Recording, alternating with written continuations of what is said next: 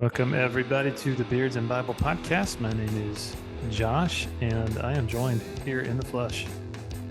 Here he is, Kate Rutledge. Yeah. So good seeing your face, man. I don't know about that. It is good seeing yours. Yeah. So do you want me to explain my absence last episode? Yeah. Explain and then tell the folks about kind of the current state of the Baby Watch 2024. So I was planning on being on that episode. Actually, the topic in which you guys discussed was kind of my prompting, my idea, and so I felt bad for bailing on you, but I was like, yeah. You just took the pin out of the hand grenade and rolled it across the floor to me. I did. Here you go, buddy. Yeah. I watched in joy, listened in joy as. But yeah, no, I think. So the day that we were going to record that, or maybe a couple days before, Stacy, we thought for certain was going into labor with, in case you don't know, we're pregnant with our fourth boy. And so we thought for sure she's going to labor, and it lasted a couple days of just like a little bit more intense kind of contractions than what you would call Braxton Hicks, which is what kind of led us to believe she's going to labor. But here we are, been 10 or 12 days since then, and still no baby. Wow. So I've been texting you periodically, and you've told me a few days ago he is 2 days past his due date. Is that right? Yeah, he's just 2 days past the due date. Yeah, so okay.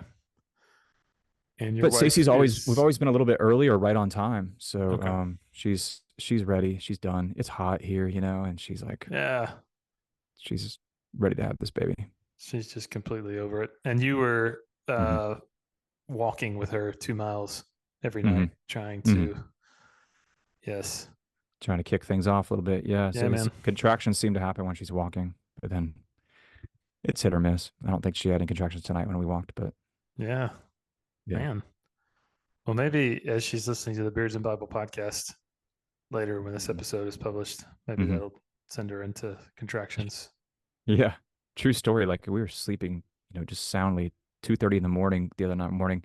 Our smoke alarm in our room starts going off as if there is a house fire. Oh my gosh.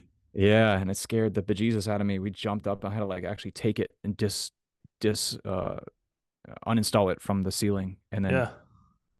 I don't know how to do it. But at 2:30 in the morning, I'm like, "What is going on?" I expected like go walk out of the bedroom and see like a big billow of smoke, coming in our room. You get that adrenaline surge, It's so hard to fall back to sleep after that. But Sheesh. no, just decided to go haywire and start going off at 2:30 in the morning. But Stacy was freaking out, obviously, rightly so. But I was like, maybe that scared her into labor, but didn't. But to no avail. Yeah. Man, what's funny is that same thing happened to Jenny and I about a month ago. We had a smoke detector go off like up our stairs. It's so stinking loud. And we thought for sure there's a fire. We ran all to the house, no fire. And it turned out it was just low battery. Weird. And so I took it off the wall and changed out the battery. It was like 2 a.m. while I'm doing that. The kids didn't wake up. It's just crazy because it was so loud. It was right outside our daughter's bedroom. Yeah. Yeah. It's nuts. It's odd. Yeah. How you been though? But good, man. Good. It's been I think probably a better June for us than it was a May for us. No major floods, no catastrophes, nothing crazy. Yeah. So, how's that coming along? Are you guys we away, are ironed out? I think so. We're still kind of buttoning up little things, replacing carpet, putting in drywall, putting in trim stuff, all that good stuff. But for the most part, it's cleaned up. I think more than anything, it's just kind of now the fun journey of insurance, arbitration and all that fun stuff, which is not fun at all if you've never been in that world. So yeah, it's good. I'm just glad that we haven't had any major catastrophes or disasters or crazy stuff like that. We had our kids camp, which is our version of VBS. That went really, really well. And then I ran a 10-mile race last Saturday. Cool. Full of hills in the brutal heat. How'd that go? It was brutal. It was miserable. Yeah. But I finished and I didn't die. Didn't you run it with Corey Corey Davis? Yeah. Yeah. When Corey we did Davis. the Chattanooga Marathon. Yeah. And it was kind of cool. We were in line for the porta potties, which if you're a runner and you've ever done a race, Hmm. the line for the porta potties is probably the most crucial line you will ever be in. Hmm. Hmm. And I'm sitting talking to Corey, and there is somebody in line, and she walks up to me and says, "Hey, are you Josh?" And I said, "Yeah." And she goes, "Hey, my name's I think her name was Sarah." She said, "I listened to you guys' podcast." Oh wow. And I was like, "Oh wow, awesome, Yeah. so nice to meet you." And she looked at Corey and she said, "Is this Gabe?" And I said, "No, it's not." But Corey Davis, if you've never met him, he's got a booming, commanding voice, just like you, Yeah. Gabe. Oh, So okay. yeah, so So she went from listening to the podcast to listening you with the squirts after running 10 miles in a I was porta like, "So potty. nice to meet you." Then we go to this porta potty, right? Yeah. So yeah. Yeah. But those are Mm. super cool. So Sarah, I think that's your name. I'm so sorry if I messed up your name, but it was right before the race in the porta potty line. But anyway, Mm. thanks for listening. I hope you had a good race. I didn't see you the rest of the day, but anyway, it Yeah. was a lot of That's fun. awesome. Yeah. Yeah, So man. what was your like average mile pace, would you say, with that?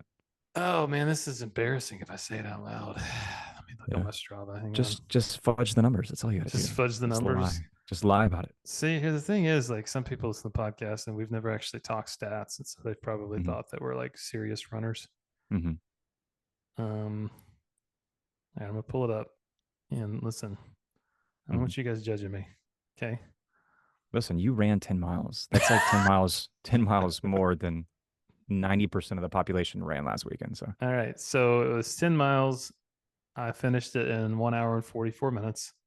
I had an average pace of 10 minutes and 21 seconds per mile. yeah, that's respectable. That's good. Well, With it's hills not and my stuff. Yeah. fastest. I've done that race before and I did it in about an hour and 28. I think the first time I did it. Okay. But I think I was in far greater shape because this was almost 10 years Hmm. ago when I did it. So Yeah. I find as I get older, I can run further, but I can't run faster. Hmm. And if you're like a running coach, listen to this podcast, you'll probably shoot me an email and promise me that if I did fartleks, I could run faster. Which, if you're not a runner and you just heard fartlek and started snickering, Mm. Yeah, no, that's why a lot of the best marathon runners in the world are in their 30s because they know sure they know restraint and have endurance. yeah, But the young folks, they come out of the gate just wide open, burn themselves out, and they that's lack how. the Yeah, lack the mental stamina. that's how I used to run races. Is I would Hmm. just like come out of the gate super excited on adrenaline, run as hard as I could, and then Hmm. just hang on and sort of dwindle. Hmm. Um, and I used to do it that way, and I think I've just changed my philosophy after we ran that marathon of just kind Hmm. of listening to my body a little bit more and pushing myself when I need to. But Hmm. I feel like in some ways I plateaued a little bit training for this race, Yeah, just because I didn't really get as much training time for it as I needed to. But um, yeah, I was happy with it. that's cool. I think I could Yeah, have done better, but I was pretty happy with it. it's all about the experience, right? Having Absolutely, fun. man. Yeah, Not really. you did. No, that wasn't fun at all. Yeah. You done any races recently or no? No, we've been training a lot. So kind of crazy. Noah is doing his first marathon at 16 years old in What, October. October, yeah, we're doing Birmingham. It's the BHM 26.2. dude? And then I'm gonna run that with him, and then we'll do the Space Coast Marathon in Cocoa Beach in December 1st. That is amazing, man. Yeah. So at 16 years old, I'm like, man, it's kind of crazy. He's gotten super into running. Yeah. And I was like, man, it's talking to Stacy about it. I'm like, it is at 16 years old risky for us as parents to say, yeah, go for this. Hmm. You know, we talked to some people about it and we're like, what would you do? And one of the lessons I feel like, and we're going to talk about this tonight, but is like fatherhood is like allowing your children the freedom and enabling your children with the courage to not only take risk, but to fail when they do Yeah. so. Yeah. And I keep telling Noah, like, you're going to train for this. You're probably going to complete it. But just know if you don't, number one, I still love you. I'm super proud of you. And Yeah. there'll always be another try. Absolutely, man. But yeah, it's cool watching, as a father, like training with Noah and we're out there 4 days a week running different places with his friends or just alone. And That's he, awesome, for the man. first time in his life, uh, I can remember racing Noah as a child, like him just being this little guy, and just like running, and we from ages 4 up to 15, he's been racing me and trying to race Yeah. me and trying to beat Yeah. me. And last night or night before last, oh yeah, I guess it was, yeah, night before last, we took off running down this trail, and he's like, "You want to race?" And I'm like, "Yeah." And the dude just flew by me, just absolutely left me in his dust. And I was like, man, I think that's the very first time we actually set out to race, and he beat me at 16 years Dang, old and dude. me at almost Rite of 40. passage. Yeah. Yeah, yeah. And it's like, that's kind of sad, He's not a little boy anymore. Yeah. But man, how cool is that you get to like have that experience with him? Yeah. My little guy, Aiden, there's a 5K coming up, and Oh, Aiden cool. is 8, and he came to me and said, "Dad, I really want to run this 5K." Oh, wow. And so I was like, "Yeah, man. Well, we can train if you want." He's like, "Yeah, yeah, yeah." So last Thursday, he wakes me up at like 6:15. He's like, "Let's go Wow. train." So I was like, "All right, well, let's just start with a mile. Let's see if you can do a mile." And so he did a mile, and he did pretty good. And then the next morning, he said, "I think I can do 2 miles." Wow. And so he did 2 miles the next morning. So I think this Thursday and Friday we're going to try to do it again. But he's set That's in his awesome. mind that he's going to do a Yeah. 5K, 3.2 miles at 8. So Wow. I don't think I ran like a 2 miles probably till I No. was in my 20s, maybe Yeah. late high Yeah. school. I don't know. That's super So cool. yeah, dude, that's awesome about Noah, man. Yeah. Yeah, I think so. We're talking tonight about fatherhood, and it's appropriate because you are about to be a father for the fourth time, Hmm. and we're coming out of Father's Day. I think one of the reasons that I think this is so important to talk about is because, by and large, I think our culture has done a really good job at devaluing the role that men play.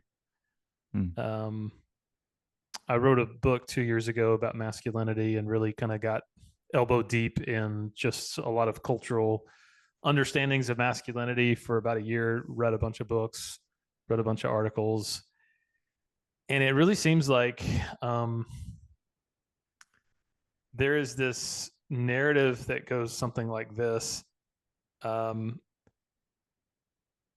any form of masculinity is toxic and antiquated. And if you teach your sons to be masculine or you yourself fall into a masculine traditional role, that is you devaluing women by saying that somehow they're not as equal to you or they can't do the same thing that you can do. And so dads are just, you know, moms can do everything dads can do. A family can have two moms, a family can have one mom, a family can have two dads, a family can have no dads. They're really not that important. And yet, I think this is fascinating, and I shared this information at the uh, start of this episode. Research shows that fathers in the home significantly contribute to the well-being and success of a kid overall. Mm. Um, so, Hmm. like U.S. Census data from the past 50 years shows that in fatherless homes, there's things like increase of teen pregnancy, increase of alcohol and drug dependence, increase in incarcerations, increase of like truancy, all these crazy things. Yeah. So I would say that, like, man, fatherhood right now is probably more important than it's ever been. And yet we have a culture that says it's not, we don't need men in the homes, gender roles, dads, moms, all that stuff. That's backwards. That's antiquated. We don't need that. Have you seen that? Have you noticed that? Is that something that you've Yeah. Yeah. encountered? Yeah. Definitely.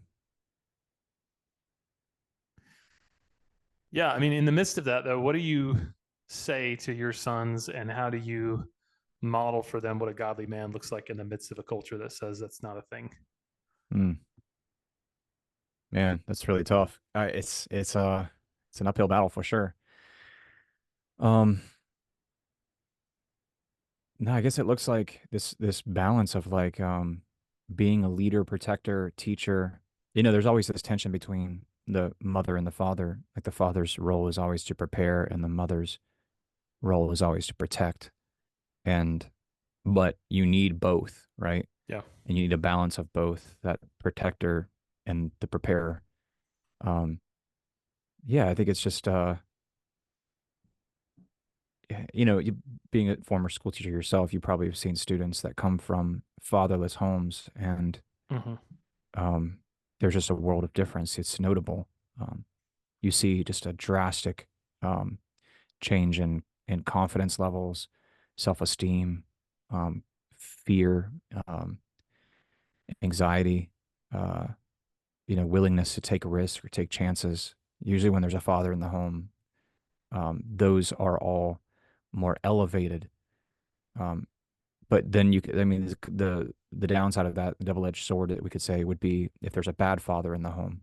Yeah. And I've always kind of grappled with that, having students in the past, like, is it better to have no dad or what is worse, no dad or bad dad? Yeah, man, And that's a yeah, and I've always kind of settled on like no dad is maybe better yeah. than having a bad father in the Like an home. abusive dad or a Right, yeah. right, Yeah, yeah, yeah. yeah, yeah.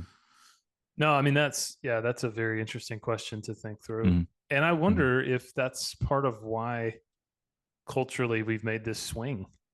Hmm. We've Yeah. swung so far to the other side of basically saying we've had enough of masculinity because we've seen so many toxic versions of it. You know, Yeah. I think of are you familiar with Andrew Tate and that whole craziness of his Hmm. toxic masculinity? He's called the the I don't know if it's the father of toxic masculinity or whatever. But I mean, just some really, really disgusting misogyny that he's Oh, very yeah, proud of. yeah. I don't know if you're familiar with this guy. Yeah, Um, yeah. Vaguely familiar. Yeah. yeah, and I've wondered like, and back when I was writing the book Committed, it was kind of on the hills of um, the group the Proud Boys. You Hmm. familiar with the Proud Boys? Vaguely, yeah. And part of like initiation into this group, the Proud Boys, is you had to take an oath that said, "I'm a proud male chauvinist that won't apologize for building Western civilization." Hmm. And I was just so interested. Why were so many young men gravitated towards such extreme, toxic Hmm. visions of masculinity? And I think the more I researched it and leaned into it, the more I saw that it provided them at least some vision of masculinity, however distorted it was. There was a certainty to it that said to young men, "Hey, if you want to be a man, here it is," right? And we know that that's. I mean, it's obviously a distortion. It's damaging. It's awful. But if we, as a culture, scrub out God's design for the differences between men and women, and we say, "Hey, it doesn't matter if it's a mother or a father," then something in people will go, "No, masculinity is a thing. I'm going to go find what it is," and then there's a distortion and a caricature of Hmm. it that usually they gravitate towards. That's super destructive and awful. Hmm. Um, so I think that's why it matters for us as dads to Yeah. be that version for our sons and daughters of this is what a godly man looks like. So for our sons, this is who you want to grow up to be, a godly man. For our daughters, this is the kind of man that you're looking for if you choose to get married, a guy that knows how to treat a woman with respect and Hmm. knows how to be humble and a man of character and all that stuff. And if they don't see that in us, they're going to go looking for it in other places. Hmm. So what would you say? I sent you some questions, but Hmm. um, how would you say like your faith as a believer, like how has that influenced your parenting as a Hmm. dad? How has your Hmm. would you say that's the most important piece Yeah, sure. of your understanding of what it means to be a dad? Yeah, yeah, and I'm by no means a perfect father. So just kind of bluffing my way through it. But yeah, my faith educates me on everything of what it means to be a good, godly husband and father and role model for my sons. Um, yeah, my faith tells me that I am the spiritual head of my home. I'm in charge of discipline. I'm in charge of spiritual education and rearing biblical learning Rearing. and rearing. Is that a word? Yeah. So I'm that all rests on my shoulders as the Yeah. father. Now I have a great wife and mother who mother of my sons who is knocks it out of the park with in terms of helping me with that. And where I fall short, she picks up my slack. But yeah, my faith, look at fatherhood through a biblical lens. It it tells me that ultimately the success or the failure of my family and our mission as a family, it rests on my shoulders. Hmm. Yeah, man. I think that's a huge part of it is that you have a clear vision in the scriptures of Hmm. God's order within the family. But I also think, at least for me, and I'd say probably for most Christian dads that I've talked to, we get a picture of what a dad's supposed to be in the character of God. Hmm. Yeah. That Christianity is so distinct from like Islam, for example. Yeah. Jesus tells us to pray to God as our Father who art in heaven, right? Yeah. And then we see Jesus telling parables about the prodigal son and the father that comes running off the porch to greet his son when his son has, squandered his inheritance. Yeah. And that's a picture of God and God's forgiveness and mercy and kindness and grace towards us. And like we get that picture, man. That's what a dad's supposed to be, is like God. Merciful and kind and gracious and loving, but also full of justice and truth. And I mean, we also see like Jesus in the Gospels. Like, I love like we talked about the Chosen before. Are you still a big Chosen fan? I'm just so far behind. So I am probably too. Yeah, not. Probably not. you're not as big as the Chosen junkies that are probably listening to this. Yeah, No. I think one thing the Chosen gets right, and maybe if they were going to be like super accurate, they could probably have been a little bit more. They yeah, they could have adjusted a little bit more, but the Chosen I think gets at least some of this right. The apostles were probably young men, Hmm. like probably late teens, early 20s, maybe even younger than that. And Jesus is in his 30s. Jesus was 30 when he began his ministry. So you're a dad of about to be 4 sons, Hmm. and one of your sons is 16. 16-year-old boys need a tremendous amount of patience Hmm. and grace and discipline. Hmm. And I think sometimes when we think of Jesus with the apostles, we think of like old bearded men who are very wise. Hmm. But I think one of the things the Chosen gets right is he shows like them fighting with each other and Hmm. getting annoyed at each other and their personalities clashing with each other. And Jesus just showing so much patience Hmm. and so much wisdom in discipling these young men to be the leaders of the church when he would ascend to heaven. Hmm. And so I think what's so hard about my season of parenting is my 8-year-old and 6-year-old are starting to develop their own personalities, and they fight like cats and dogs all the time. Hmm. Your boys don't fight though, do they? My 16-year-old will fight with my 7-year-old. Like that's just, I mean, and everybody in between there. Yeah. Yeah. Yeah. So I don't know. Like when I see the character of Jesus in the Gospels Hmm. and how he says to, these two James and John, who he nicknames the sons of thunder, Boanerges, when they want Jesus to call down fire from heaven to roast the Samaritans, he's like, seriously, guys? And then they're, arguing about which one is the greatest. And he's like, guys, that's not what this is about. Like, I Yeah. have to think about that sometimes when my kids just get me to this place where I'm like, are you kidding me? Like, could we be any more petty? Or we're Yeah. fighting about the blanket on the couch, or we're fighting about this, or fighting about that. I lean into the character of Jesus and just have to take that example and just say, man, Jesus, thank you for being patient with me when I've Mm. been that petty and that I've been that immature. See, you're so much more spiritual than I am. I lean into the character of Jesus and decide not to murder them, It's like That too. you're Yeah. taking all these deep lessons, and you're like, I'm just like, oh, the Bible says not murder. I don't want to murder.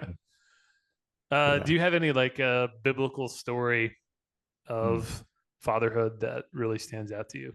Like an Yeah, example from you the mentioned it Bible? earlier. Actually, you stole my answer. I was gonna go with the yeah prodigal son. Yeah, Yeah. it's because we have so many people probably listening to this, and so many people that I know. They have children who have gone astray, that have left their faith, and constantly bring them up in prayer. And it just it eats them up that they have faith or whatever. But the essence of, yeah, a father is like, and I tell my boys this: I will always, till the day that I die, love you, no matter Mm, what. I won't always support and stand behind your decisions or what you do with your life or whatever, but I will always love you. Um, and sometimes love involves discipline, and that's painful. It's a painful yeah. part of love. But yeah, and you see the story in the prodigal son. It's this beautiful story of redemption of the son, the wayward son coming back, and the father throws this big banquet for it. It's like, yeah, the father could put his hands on his hip and say, I told you so. I told you to go out and Right. squander all your money, or I told you you'd fall flat on your face. And it's just a beautiful picture of repentance and restoration. And I think every father, that story can kind of resonate with him. And Sure. especially if you have wayward children, it gives us Yeah. hope. But also kind of sets the precedent for us as parents, that when that true repentance does uh, show itself in our kids' hearts, that we should respond in like manner. Yeah, absolutely, man. You know, one other example I was thinking of as we were talking, the gut wrenching story of David and Absalom, his Mm, son. yeah. Of Absalom, his son, decides he's going to lead a rebellion against his father David, Mm, and essentially, like, split the kingdom, and create. It was a civil war essentially. yeah. Yeah. And I'm so struck. If you've read that story, go back and read it in Second Samuel. Um, I was reading it recently through my Bible reading plan, and I'm so struck by, even though David's own son Absalom has betrayed him and has turned half of the kingdom against him, and David's on the run from his own son, Mm, David never stops loving his son. yeah. And you see just like his brokenness towards his son's sin and his son's rebellion. And even, um, when Absalom meets his fate and he's killed, you read in the scriptures about David crying out, oh Absalom." I mean, like you you never stop loving your kids regardless of the choices they make and the decisions that they sometimes do, that you go, man, that hurts me that you did that, but I'm Mm, still your dad, and I'm still gonna love you like crazy. And my kids are little, but I've sat with dads who have wept over their adult children for decisions their adult children have made. yeah. And just seeing like that anguish is painful, but it's also a reminder of, man, that's how God loves us when we make really foolish and wicked decisions. Like, God loves us so much it hurts his heart to see us choosing things that are going to destroy us. Mhm. And so I think just the softness of David's heart towards Absalom, regardless of some of the horrible things that Absalom was doing, is just, I don't know. It's always Yeah. struck me. Yeah. It's very true. How do you, because you work full time, you Hmm. pastor, Hmm. you got 3 kids now, almost 4. Hmm. How do you balance being a dad with other roles and responsibilities in your life? Mm. Something I'm constantly having to grapple with and learn and maintain. It's a constant maintenance, but having boundaries um set up in my life and for my family. Trying my best to sit down with my family every night and eat dinner at the table, Yeah, us too. with no phones, no devices. Yep. Just really, I mean, with few exceptions.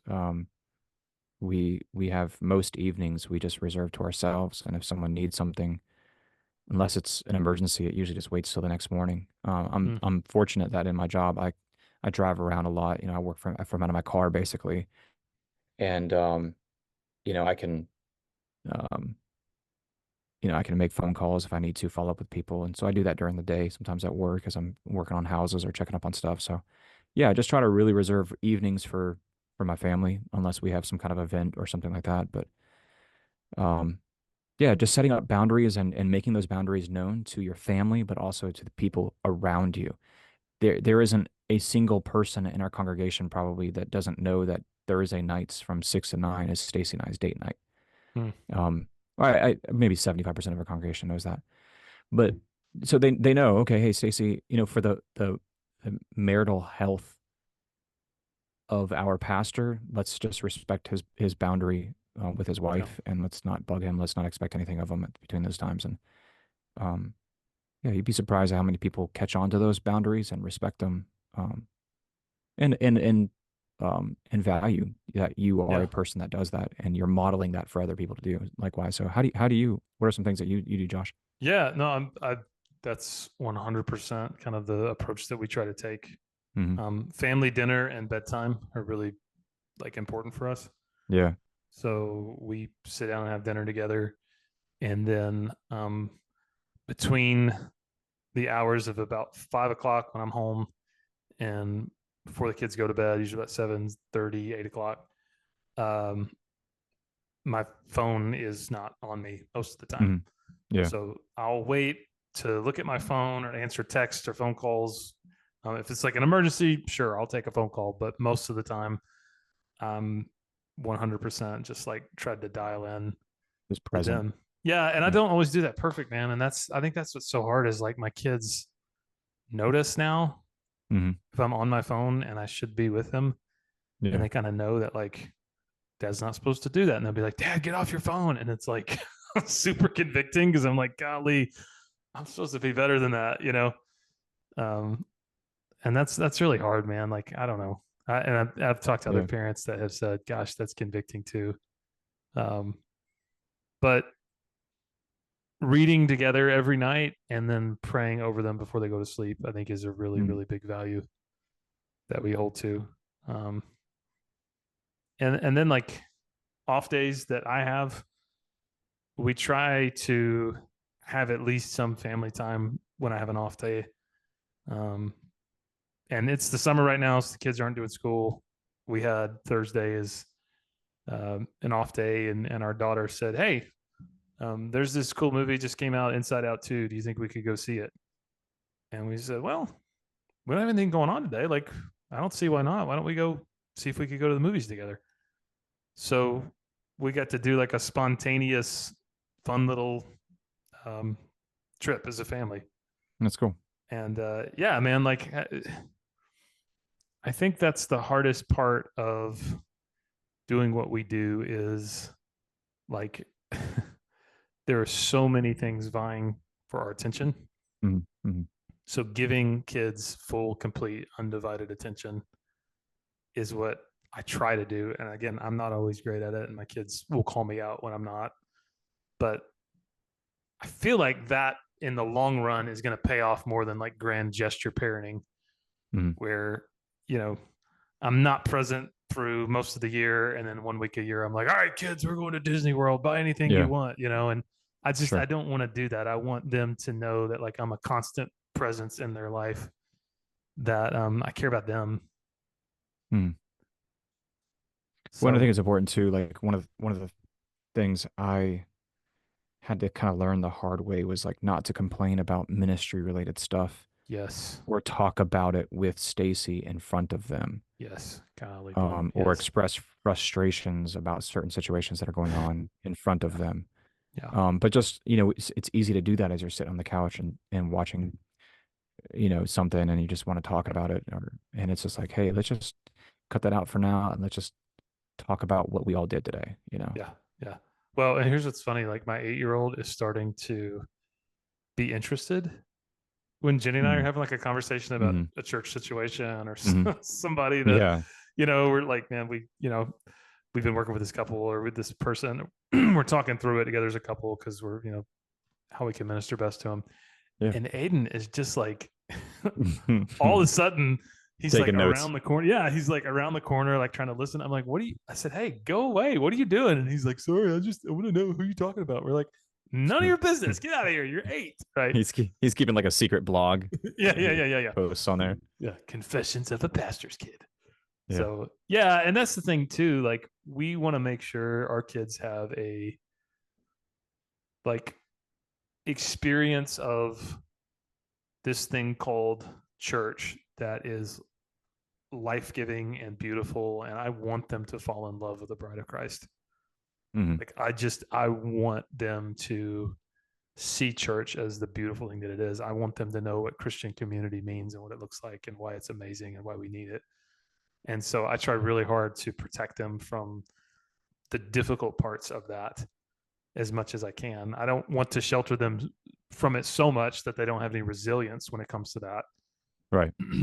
But I do want them to see just the beauty and the goodness. And that's one thing that my parents, I think, did well, as like, man, we were in church every single Sunday. And sometimes we were in good churches, sometimes we were in not good churches, but I learned from an early age that, man, the bride of Christ is a beautiful thing. It's a broken thing a lot of times, but it's a beautiful thing. And that's something that I've just carried into my adulthood because my parents instilled that in me, and I want to give my kids that value as well. So, hey, so 2024 is a weird time to be alive. What are some of the challenges unique to fatherhood in today's culture? And how would you say you navigate them? Yeah. So I think from a fathering perspective, in the United States, fathers are kind of looked at as like stupid goofballs who are basically just like a grown child. Yeah, grown child living in the house. Like Modern Family.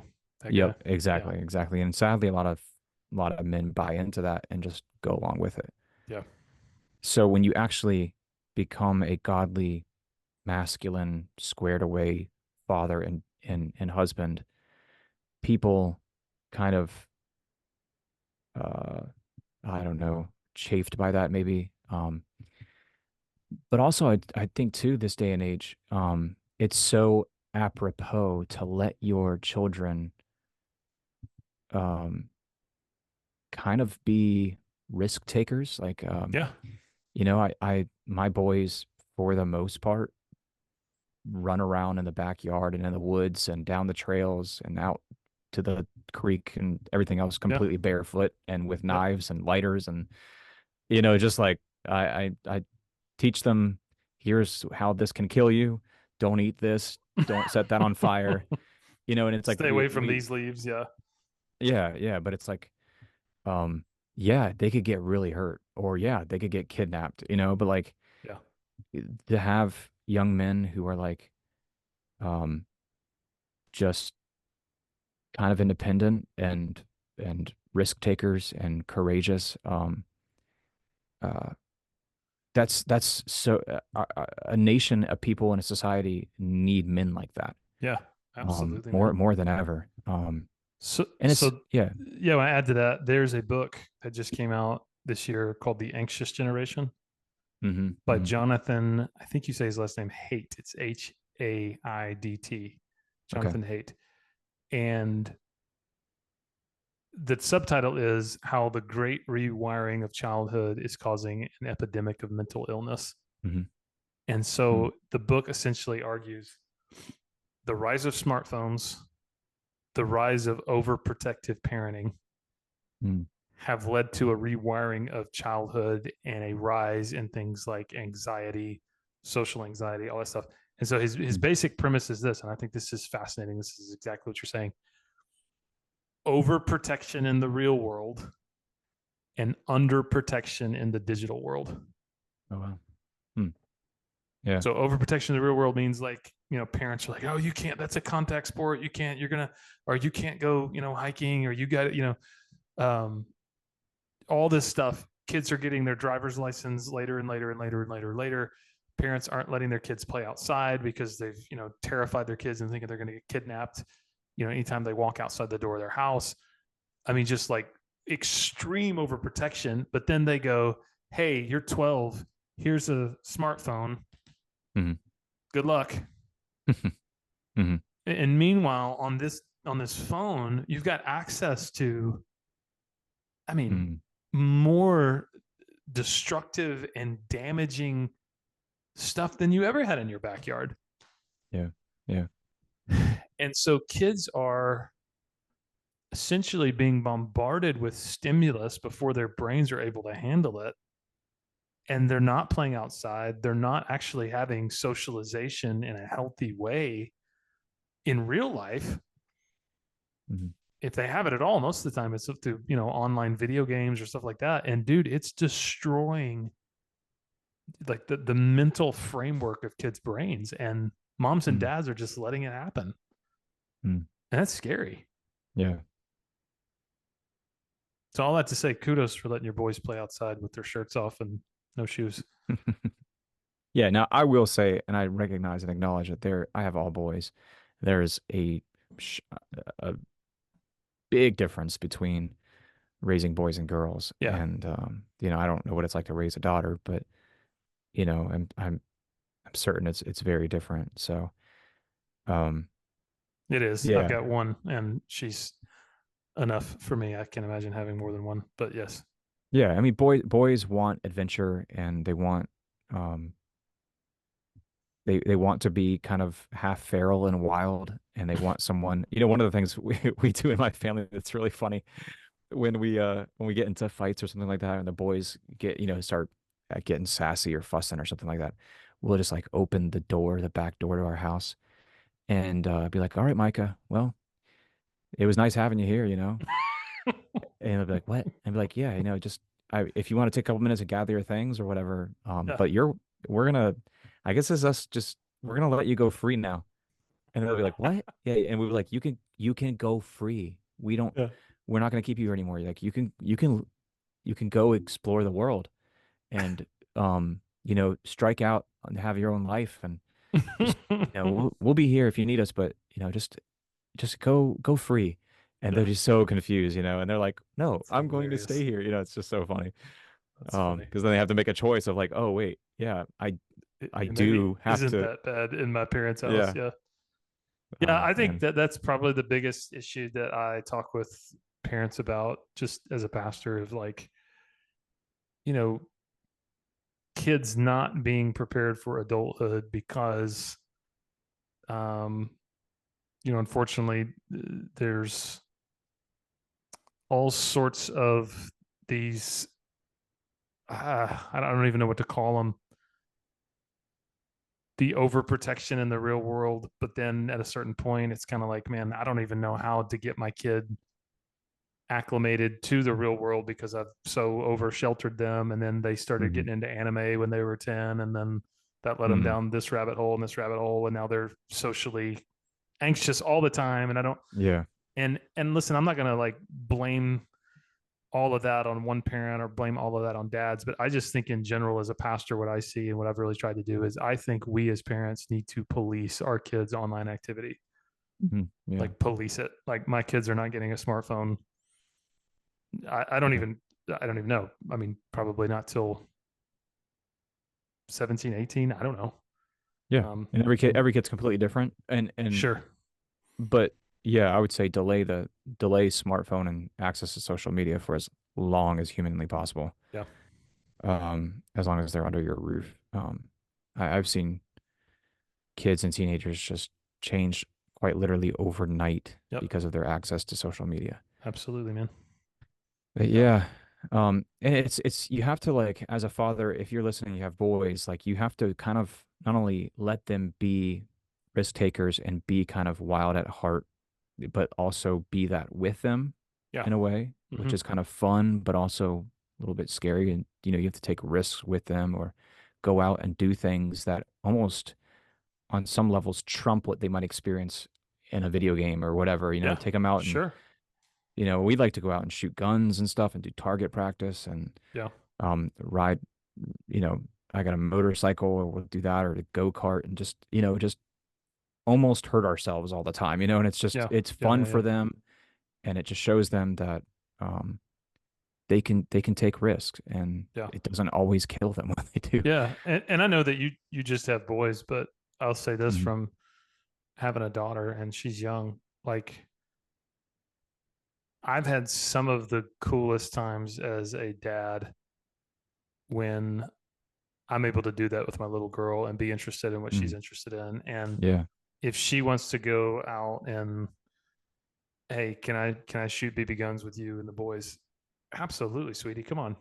Yeah. But then the next day she goes, she's feeling like being a little bit girly, and instead of me, making fun of that and saying, well, I'm a man and Mhm. I don't understand that, trying to enter into her world and be interested Yeah. in it too. And I know that's a different dynamic, but I think that's what I'm learning about parenting my daughter is like I never want her to feel shame for her femininity. Mhm. Yeah. And I also want to model for her what a man that respects her and Mhm. appreciates her for who she is would look like by respecting and appreciating what she's interested in and what she's into without just going, oh, that's women stuff, and just being stupid Yeah. like that. Does that make sense? Yeah. Totally. And I got a lot to learn about that because, man, I'll be Yeah, we calling all my do. buddies with teenage daughters when my daughter gets older. But I think more than anything, I'm trying as much as I know how to treat her like a little adult and Mhm. talk to her like a little adult and be interested in what she's interested in Yeah. and say, yeah, you want to like she wanted to go for a run with Aiden and I the other morning. And of course, Aiden's like, Grace, you can't do that. You're not. And I said, no, she can. She can. She will. And she did. She ran a mile with us. So it Mm. was awesome. That's cool. How about this dynamic? The allure that we fall in as dads of trying not to deprive our kids of something we think other families are allowing their kids. Yeah. Yeah. So maybe that's led us to give our kids things or allow our kids to be a part of things that maybe they're not ready for, or maybe it's not even good for them to Yeah. be a part of, but we're just kind of, we don't want our kids to miss out. So we just kind of give in to. Yeah. Yeah. Have you seen that as a dynamic? Oh yeah. Yeah. And I've fallen prey to that. Definitely.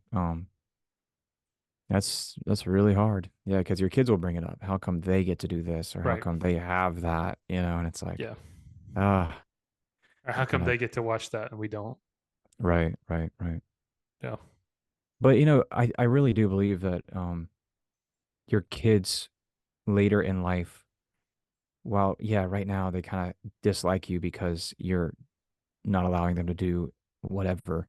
But later in life, they're going to look back on that and hopefully see that you were a brave and principled human being who was Yeah. doing what they felt best and to protect protect you as a child. Yeah. So I think it's worth it in the end as long as you do it with the right motives, the right heart, and it's Yeah. not this strict letter of the law, legalistic kind of like approach, but you sit them down and educate them as to you're why this is a prohibition in your home and Sure. say, look, you might not agree with it, but here I'm doing the best I can. I would like it if you could help me with this. I'm learning, but this is the decision that your mom and I have come to, and we, maybe we'll reevaluate it later, but right now this is what we think is best. Yeah. Yeah. Absolutely. Speaking of which, like how do you guys teach your kids? How do you as a dad teach your kids about the importance of faith and what does that look Mm. like in your home, like on a daily and weekly basis? Yeah, that's really really tough, but kids seem to be gravitate towards whatever their parents are genuinely and sincerely in love with, I guess Mm-hmm. we could say. Yep. If it's football, if it's golf, if it's cooking out, or if it's your faith, um, if they see you excited and invested and in love with something, the chances of them following suit are much higher. Now, it's Yep. not guaranteed, obviously, but I think it's important to know too that our kids are human beings with like a free will. They will Yeah. choose what they want to do. You cannot force anything about your faith on your children. You Mm. can force them to get up on Sunday mornings and put on nice clothes and force them to go sit quietly through a worship service. You can force them to go to this event or that event, or you can force them to even to read a chapter of the Bible a day and read it out loud to you. But ultimately, it is going to be their decision and their decision alone whether or not they pursue your faith. Your job is to live it out humbly, sincerely, and and pray for them, lift them up that they might have. I pray every Friday night. I pray over my boys um, for a Sabbath dinner that we start Sabbath on Friday night, and I lay my hands on their head and I pray something along the lines of, I pray that you fill them with a zeal for the things of your word and your coming kingdom. Mm. Because that's I want them to be zealous for that. Yeah, I want them to have a passion for that. absolutely, So man. yeah. No, that's a good word. Somebody told me the other day, your kids will not do what you say. They will watch what you do and do what you do. Mm. Hmm. And so I've seen that to be so true. Like, we have an 8-year-old and a 6-year-old. The 8-year-old, he's reading and he can read. 6-year-old is learning to read.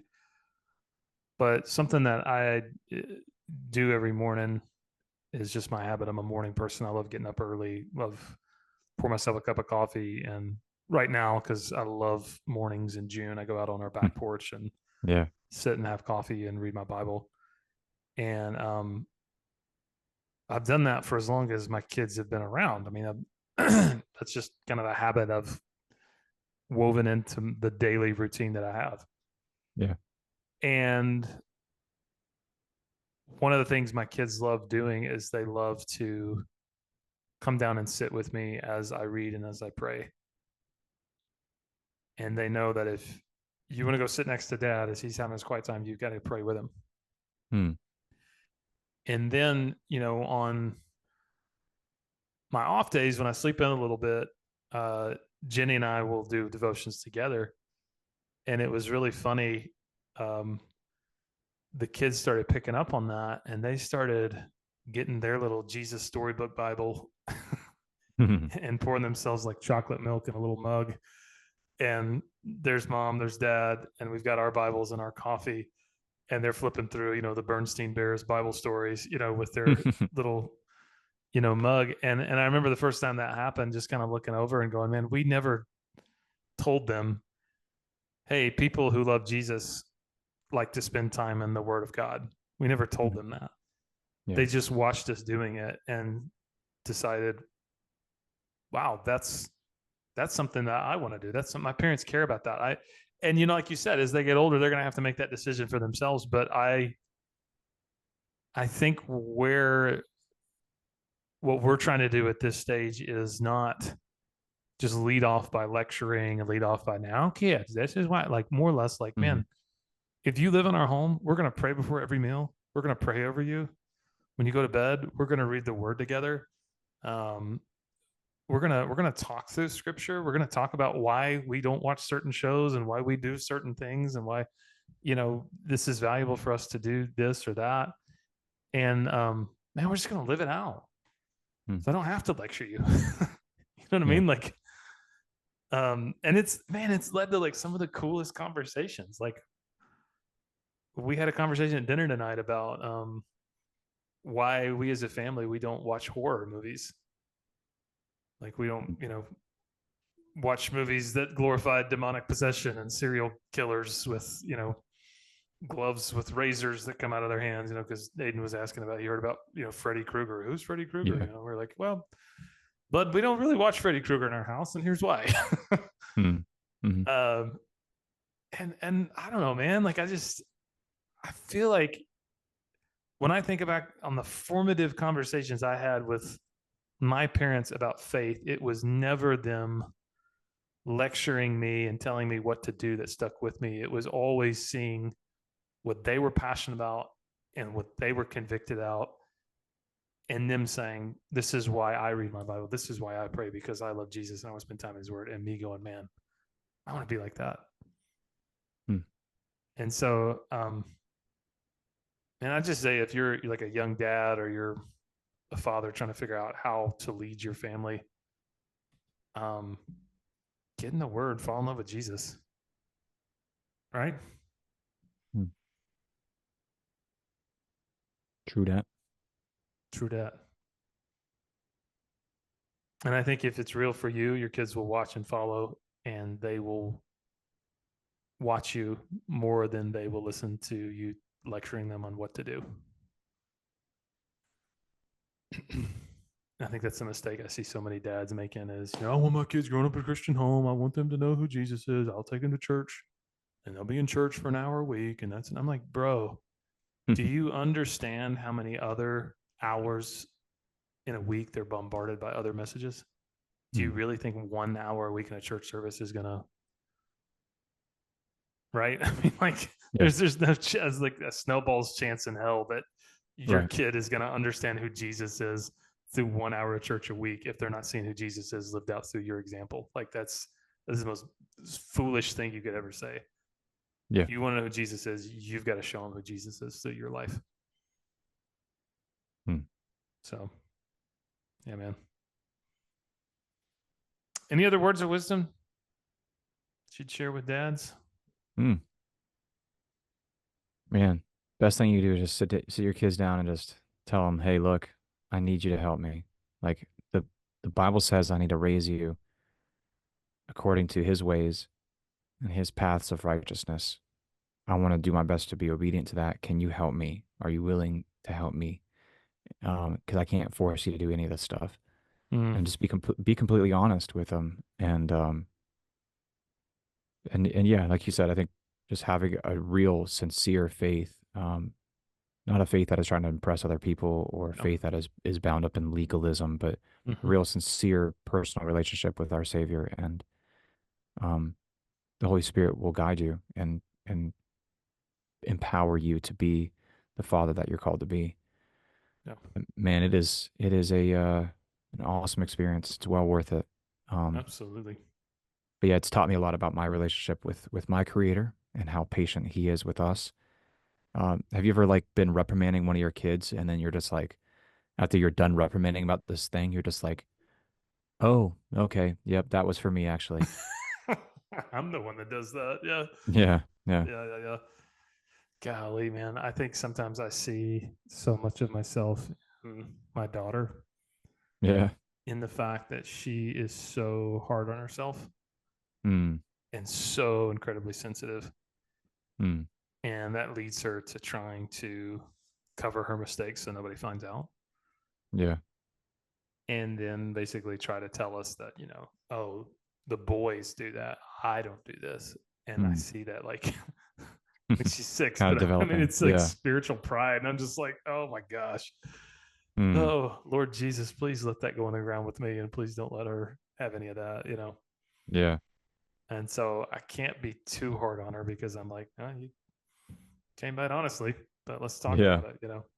yeah. We always, Stacey and I always joke about, some of the characteristics our boys have. They definitely came by it honestly. We Yeah. we look at each other, just can't help but laugh because we're like, man, at least we know where it came from. Yeah. So Can I that's tell a funny. story that probably is an indictment on my poor parenting? Sure, please So do. at our yeah at our kids camp a few weeks ago, or version of VBS, um, the first through third graders were upstairs in the sanctuary, and the fourth and fifth graders were downstairs in the student center. And I was downstairs with the fourth and fifth graders because I was helping lead worship. And Jenny was upstairs. She worked as the camp nurse that week, and Aiden and Grace are both in first and going into third grade. And so towards the end of the night, the MC that was up on the stage is calling kids up and, hey, do you have a special talent? And some kids are like, Mm. I can do a cartwheel and doing all this stuff. And, I have a special talent. I can, do ballet or whatever it is. And so Aiden says he has a special talent. So Carly, the MC, calls him up on stage and says, okay, Aiden, what's your special talent? He goes, I can sing. And she goes, okay, well, what kind of song are you going to sing? He goes, I'm going to sing a song I made up. And he's on there like with the microphone in front of all these kids. And he says, here's a song I made up. And he goes, take me out to the bathroom. What? And he sings a song about going to the bathroom. And then he goes, because there's 1, 2, 3 pounds of poo on the bathroom floor. Wow. In church. Oh, wow. And none of the guys in the sound booth hit the mute button. And Carly doesn't take the mic from him. She just lets him sing because she thinks it's funny. Awesome. And all these kids are laughing and the adults are horrified. My wife is horrified. I'm not in the room. I'm downstairs. I find out about it. And that's incredible. Oh, yeah. I was so upset at him. But we're driving home and I was telling, doing the whole like, that's church. You don't need to be doing that, just whatever. Yeah. And he looks at me and he goes, Dad, I looked out over all those kids. There were some boys that were laughing so hard they were holding their stomachs and falling out of their chairs. And he said that was the greatest feeling. And I was like, oh no. Oh no. you got a comedian here. Oh man. So yeah, that's a parenting fail. I wasn't in the room for that, but yeah, I wish I would have somehow mitigated that situation where you don't sing potty songs from the platform at church. But anyway. Yeah. That's awesome. Yeah, maybe not so much. So well, man, good luck to you and Stacy with having this baby. Yeah, thank you. I guess next time we talk, I'll probably have another chilling. Yeah, man. Yeah. So a little update on the name situation. I think. Yes, please. Think we're settling on Asher Isaiah. Nice. Yeah. So we're not stealing your Judah after all, but. Well, you're welcome to it. It's not mine. I mean, yeah, the boys really want Judah, but I don't know. We both, Stacey and I both like Asher, and we're like, let's go with it. So it could change, but you'll have Noah, Micah, Elijah, and Asher. Yeah. Yeah, that sounds right. Yeah, that sounds right. Yeah. We'll see. Yeah, man. We were just talking tonight, man. We're like, we're gonna have grandkids. Like, I mean, theoretically. Yeah. Like when this baby is like 4 or 5 years old, we could also be grandparents. That's bizarre. It's bizarre. Old Grandpa Gabe. That's cool. We're never gonna have an empty house, and that's cool. That's what I want. Lots of people in the house, lots of kids, lots of family. Grandpa Gabby. Yep. You start thinking your papaw name. Yeah, Poopaw. Poopaw. There you go. Yeah. Awesome, man. Thank you guys for listening. It's been a lot of fun talking about this stuff. If you have any questions or comments or suggested topics, send us an email at beardsandbiblepodcast@gmail.com, and we will see you guys next time.